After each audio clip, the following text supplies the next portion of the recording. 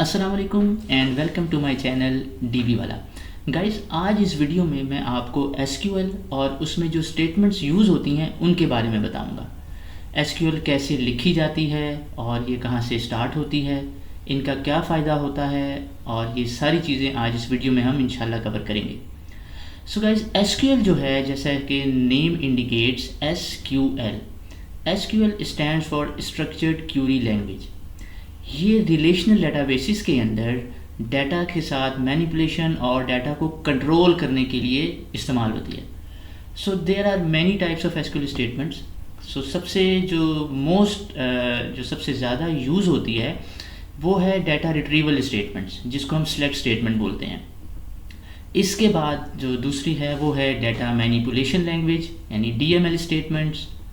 उसके बाद data definition language, जिनको हम डीडीएल बोलते हैं। उसके बाद नंबर 4 है ट्रांजैक्शनल कंट्रोल स्टेटमेंट्स, और नंबर 5 पे जो यूज़ होती हैं वो है डाटा कंट्रोल लैंग्वेज डीसीएल। ये सारी स्टेटमेंट्स जो हैं डिफरेंट सिनेरियोज़ के अंदर, डिफरेंट इन्वायरमेंट्स के अंदर हम एसक्यूएल पे यूज़ करते हैं। सो गाइस, आज मैं आपको डाटा रिट्रीवल स्टेटमेंट जो कि सिलेक्ट स्टेटमेंट है उसके बारे में बताऊंगा। इसके साथ साथ हम ये देखेंगे कि विंडोज़ में हम क्यूरी को कैसे एडिट कर सकते हैं, और फाइनली हम कुछ अरिथमेटिक ऑपरेटर्स के साथ क्यूरी करके देखेंगे कि एसक्यूएल में अरिथमेटिक ऑपरेटर्स कैसे काम करते हैं। So guys, let's start. So ये एसक्यूएल का आइकन है। जब ओरेकल को इंस्टॉल करते हैं तो एसक्यूएल जो है वो ओरेकल के साथ इंस्टॉल हो जाती है। इसके बारे में मैंने अपनी जो ओरेकल इंस्टॉलेशन वाली वीडियो थी उसमें आपको बताया था। सो हम क्या करते हैं कि इस आइकॉन के ऊपर राइट क्लिक करते हैं और इसको कर देते हैं रन एज एडमिनिस्ट्रेटर। जब ओरेकल इंस्टॉल होती है तो वो कुछ डिफ़ॉल्ट डेटाबेस के स्कीमास हमें प्रोवाइड करता है। इसमें जो सबसे ज़्यादा यूज़ होने वाला स्कीमा है वो स्कॉट का है। इसके बारे में भी जो है वो मैंने अपनी इंस्टॉलेशन वाली वीडियो में आपको बताया है। होपफुली वो आप सब ने उसकी हेल्प से अपने सिस्टम्स के ऊपर, विंडोज़ के ऊपर डेटाबेस इंस्टॉल कर ली होगी। सो मैं इसका पासवर्ड एंटर करता हूँ, स्कॉट। So that's it. मैं एसक्यूएल के साथ लॉगिन कर चुका हूँ और यहाँ से एसक्यूएल जो है वो स्टार्ट हो जाती है। सो आपने देखा कि मैं स्कॉट के साथ कनेक्ट किया हूँ।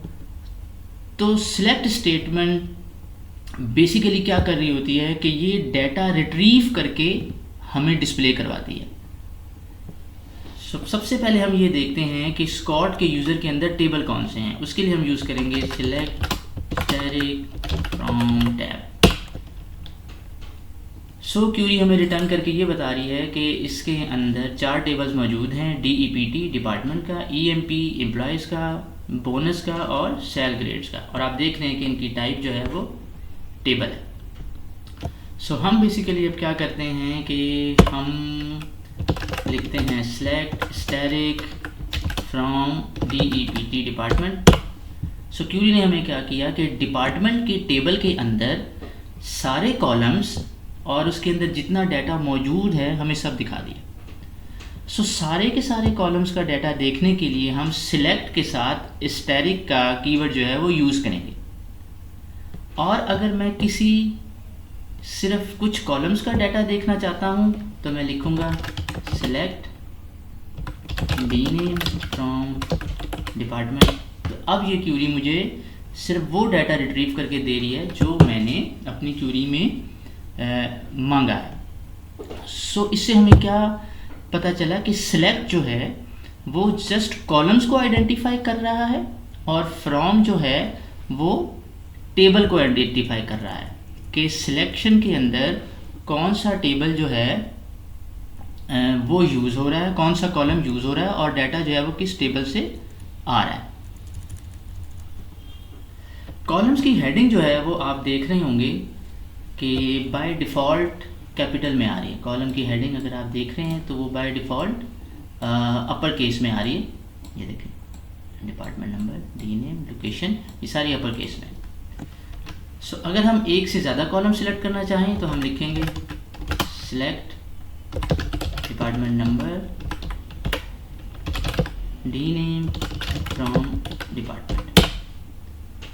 सो इस तरीके से सिलेक्ट जो है वो वर्क करता है। सिलेक्ट जो है वो डाटा रिट्रीविंग के लिए यूज़ होता है और जितनी भी रिपोर्ट्स बनती हैं वो सब जो नॉन ट्रांजैक्शन रिपोर्ट्स होती हैं, जो हमें इंफॉर्मेशन प्रोवाइड कर रही होती हैं, उन सब में पूरी दुनिया में सिलेक्ट की स्टेटमेंट ही यूज़ होती है। डेटाबेस कोई भी हो, एसक्यूएल जो है उसके अंदर सिलेक्ट की स्टेटमेंट यूज़ होती है। अब हम ये देखते हैं कि इसके अंदर एडिटर जो है वो कैसे काम कर रहा होता है। तो अगर मैं लिखता हूँ सिलेक्ट DEPTNOMBEUNDER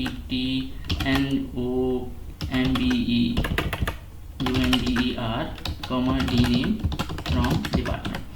अब DEPT नंबर जो मैंने लिखा है, इस तरह का कोई कॉलम डिपार्टमेंट के टेबल के अंदर एग्जिस्ट नहीं करता, तो मुझे एक एरर थ्रो करेगा। वो मुझे कह रहा है कि ये इनवैलिड आइडेंटिफायर है, यानी डिपार्टमेंट के टेबल के अंदर मैं इस कॉलम को रीड नहीं कर सका हूँ, ये मुझे मिला ही नहीं है। तो अब ये एक स्पेलिंग मिस्टेक है, इसको किस तरीके से ठीक करेंगे आप? विंडोज़ के ऊपर एसक्यूएल में जाके आप लिखेंगे ED। जैसे आप ED लिखेंगे और एंटर प्रेस करेंगे तो एक एडिटर विंडो ओपन हो जाएगी जिसमें आपकी क्यूरी मौजूद है। आपको दोबारा लिखने की ज़रूरत नहीं है। आप यहीं से इसको ठीक करेंगे, नंबर करेंगे और इसको सेव करेंगे। जैसे आप सेव करेंगे वो क्यूरी आपके एडिटर में यहाँ पे आ जाएगी। अब आपने इसको एग्जीक्यूट करना है तो आप स्लैश का साइन डालेंगे, एंटर प्रेस करेंगे, क्यूरी एग्जीक्यूट हो जाएगी। अब हम देख लेते हैं किसी और टेबल में से डाटे को एग्जीक्यूट करके, क्यूरी एग्जीक्यूट करके। तो सिलेक्ट स्टैटिक फ्रॉम एम करते हैं। अब हमारे पास जो एम्प्लॉय का टेबल है वो आ गया है। अगर आप किसी भी टेबल के कॉलम्स के बारे में इंफॉर्मेशन जानना चाहते हैं तो आप उसको डिस्क्राइब कराएंगे। उसके लिए है DESC और employ.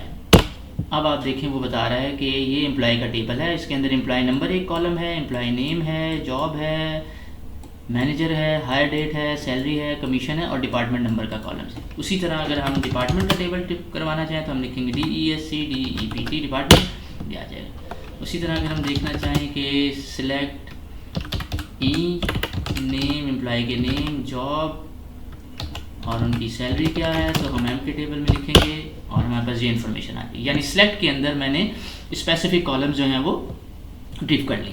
So this is how select statement works कि आप कॉलम्स के ऊपर स्पेसिफिक कॉलम्स भी डिस्प्ले करवा सकते हैं और सारे के सारे कॉलम्स भी डिस्प्ले करवा सकते हैं। हम देख लेते हैं कि अरिथमेटिक ऑपरेटर जो हैं वो इसमें किस तरह यूज़ हो रहे होते हैं। सो जैसे कि आपने देखा कि मैंने ऊपर वाली क्यूरी में जॉब, सैलरी और एम्प्लॉय के नेम डिस्प्ले कराए, तो हम इसी को एडिट कर लेते हैं। मैं ED लिखता हूँ और इसके आगे मैं डाल देता हूँ कॉमा सैलरी और मैं कर देता हूँ सैलरी प्लस 20 फ्रॉम एप। इसको सेव करते हैं, इसको रन करते हैं। सो ये देखें, ये सैलरी और इसमें प्लस की ये 20, तो 820, यानी जितने भी कॉलम्स हैं उन सब के साथ उसने 20 ऐड कर दिया, अनलेस हम इसमें कोई कंडीशन ना लगाएं। कंडीशन जो है वो उसके बारे में मैं आपको बाद में दूसरी वीडियो में अपनी बताऊंगा। अच्छा, अब हम देखते हैं कि ऑपरेटर की इसमें प्रेसिडेंस क्या है। प्रेसिडेंस का मतलब ये है कि अगर एक ही क्यूरी के अंदर प्लस भी यूज़ हो रहा है, मल्टीप्लाई भी यूज़ हो रहा है, तो कौन सा ऑपरेटर जो है वो, यानी कौन सा अरिथमेटिक ऑपरेटर पहले एग्जीक्यूट होगा, पहले चलेगा। सो इसकी प्रेजेंस भी उसी तरह है जिस तरह बाकी प्रोग्रामिंग लैंग्वेजेस में आप पढ़ते हैं, सेम उसी तरह है कि अगर हम इसी क्यूरी के अंदर सेल 20 करें, कॉमा डाल दें और हम यहाँ लिखें 2 मल्टीप्लाई बाय सैलरी प्लस 100, इसको सेव करें। सो जिस तरह बाकी तमाम लैंग्वेजेस में मल्टीप्लिकेशन जो है वो पहले एग्जीक्यूट होता है, उसी तरह यहाँ भी है। सो ये आप ये देखें, सैलरी 820 इसमें, और इसमें हमने क्या किया है कि 2 मल्टीप्लाई बाय सैलरी यानी 2 मल्टीप्लाई बाय 800, 1600 प्लस 100 बिकम 1700। और इसी तरह अगर आप ब्रैकेट यूज़ कर दें यानी पैरेंथेसिस यूज़ करेंगे तो वो यानी पैरेंथेसिस के अंदर की जो स्टेटमेंट होगी वो सबसे पहले एग्जीक्यूट हो जाएगी। तो हम अगेन इसको एडिट कर लेते हैं और यहाँ पे जाके हम लिखते हैं टू स्टैटिक ब्रैकेट में डाल देते हैं सैलरी प्लस 100 और एम्प क्लोज करते हैं, ये करते हैं, इस करते हैं। अब आप देखें सबसे पहले सैलरी में 100 ऐड हुआ है यानी 800 प्लस 100 900 मल्टीप्लाई बाय 2 बिकम्स 1800।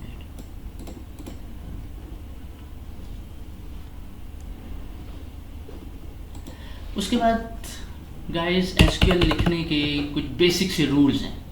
सो उसमें सबसे पहला रूल जो ये है वो ये है कि एसक्यूएल स्टेटमेंट जो है वो केस सेंसिटिव नहीं है। दिस आई मीन कि अगर आप सिलेक्ट को एस का कैपिटल कर दें और ई नेम में आप ई नेम ऐसे कर दें, जॉब ऐसे कर दें तो इट विल एग्जीक्यूट। तो ये केस सेंसिटिव नहीं है। दूसरा जो है वो ये है कि एसक्यूएल स्टेटमेंट जो है वो एक लाइन में भी हो सकती है और एक से ज़्यादा लाइन में भी जा सकती है। सो मिसाल के तौर पे आप इसी क्वेरी को अगर इस तरह कर लें, सेलेक्ट ई नेम जॉब, आप एंटर प्रेस करें, फ्रॉम एम्प करें तो ये चल जाएगी। सो मल्टीपल लाइंस में भी जा सकती है।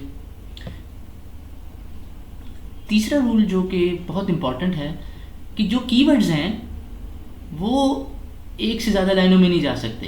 सो फॉर एग्जांपल अगर आप एस ई करें और एंटर प्रेस करें तो आपको एरर दे देगा। सो अगर आप इस तरह करते हैं select static F R O M E P T, so ये भी आपको एरर दे देगा कि फ्रॉम कीवर्ड जो है वो वहाँ मिला ही नहीं आपको। सो जितने भी कीवर्ड्स हैं वो साथ ही रहेंगे यानी सिलेक्ट जो है वो एक ही लाइन में रहेगा, फ्रॉम जो है वो एक ही लाइन में एक ही साथ रहेंगे यानी उन वर्ड्स को आपने ब्रेक नहीं करना। और एक सजेशन इसमें ये होती है कि जो क्लॉजेज होते हैं लाइक जैसे फ्रॉम की स्टेटमेंट है या आगे हम मज़ीद जो भी स्टेटमेंट पढ़ेंगे वो एक नेक्स्ट लाइन में ले जाना बेहतर है। सो फॉर एग्जांपल अगर मैं सिलेक्ट पहली लाइन में कॉलम डिस्प्ले करवा रहा हूँ जो कि सिलेक्ट ई नेम जॉब सेल, सो टेबल्स का जो है वो मैं दूसरी लाइन में ले आता हूँ। इससे आपकी क्वेरी जो है वो मोर रीडेबल होगी और मोर इजी टू अंडरस्टैंड होगी। This is a good way to write an SQL. So that's it guys. आज इस वीडियो में आपने देखा कि किस तरह आसानी से हम SQL की सिलेक्ट स्टेटमेंट को यूज़ कर सकते हैं और डेटाबेस के टेबल्स में से हम डाटा डिस्प्ले करवा सकते हैं बहुत आसानी से। क्यूरी को किस तरीके से विंडोज़ के एडिटर पे हम अपडेट कर सकते हैं और किस तरीके से उन्हीं क्यूरीज़ के ऊपर हम अरिथमेटिक ऑपरेटर्स अप्लाई कर सकते हैं। सो आई होप कि ये वीडियो आपके लिए बहुत मुफीद साबित होगी। For any curies and suggestion do comments. Thank you.